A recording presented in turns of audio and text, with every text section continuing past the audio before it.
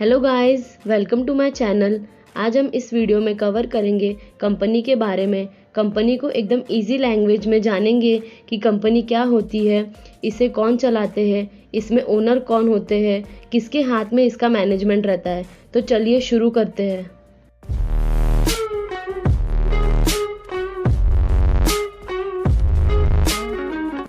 देखिए, company word आपके लिए नया नहीं है, इसे आपने सुना ही है बहुत बार, या तो प्राइवेट कंपनी के फॉर्म में या तो पब्लिक कंपनी के फॉर्म में।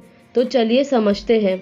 आज अगर आपके माइंड में एक आइडिया आता है कि कंपनी खोलते हैं, तो कंपनी ऐसे तो नहीं बन जाती है। इतना सिंपल होता तो आज सब सोल पर्सन जो अपना प्रोप्राइटरशिप बिजनेस खोले हैं वो भी कंपनी फॉर्म कर लेते। तो गाइस, मेरे माइंड में आइडिया आया कि मिलके कुछ लोगों के साथ कंपनी खोलते हैं। तो मुझे कंपनी खोलने के लिए जो उसका फॉर्मेशन प्रोसेस होता है वो फॉलो करना पड़ेगा। इसके लिए कंपनीज एक्ट है। कंपनीज एक्ट बताता है कि सारी कंपनी को इसमें दिए गए प्रोविजंस को फॉलो करना है।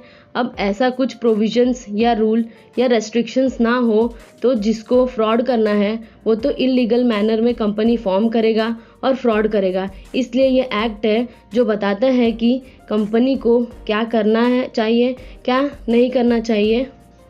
तो अब मुझे कंपनी खोलनी है तो मुझे डिसाइड करना पड़ेगा कि मुझे प्राइवेट कंपनी खोलनी है या पब्लिक कंपनी खोलनी है। गाइस, हम सारे टॉपिक्स को इन डिटेल में आगे कवर करेंगे, ये जस्ट इंट्रोडक्शन पार्ट है।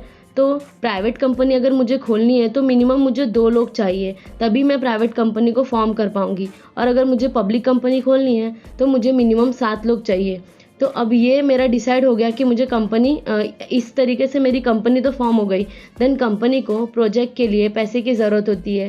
कंपनी को एक्सपांड करने के लिए उसको पैसे की फ़ंड की ज़रूरत पड़ती है। तो वो क्या करती है, पब्लिक से पैसे रेज करती है। ठीक है, तो अभी आपने अगर आप समझिए कि आप पब्लिक है और आपने उस कंपनी में पैसे डाले, तो वो आपके लिए क्या हो जाएगा, वो इन्वेस्टमेंट होता है कि आपने वो कंपनी में इन्वेस्टमेंट कर दिया। तो आपको अभी कंपनी से क्या एक्सपेक्टेशन रहेगी कि आपको वो अच्छा सा रिटर्न दे।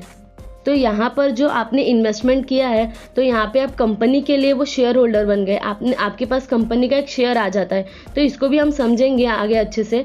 तो कंपनी में जैसे शेयर होल्डर्स होते हैं, वैसे ही कंपनी में डायरेक्टर होते हैं। तो डायरेक्टर भी एक वास्ट टॉपिक है, हम आगे वीडियो में इसे भी देखेंगे।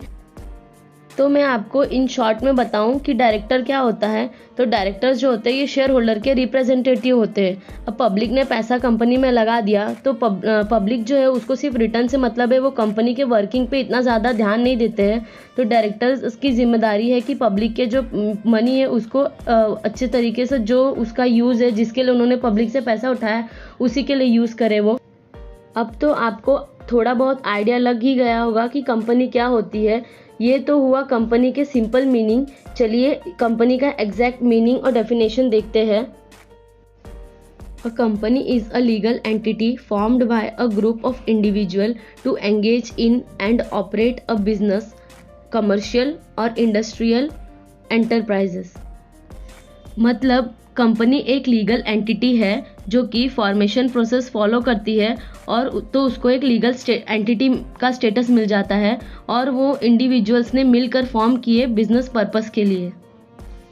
There are various types of company which we will cover in our next video, so you will be able to understand each and every type of company.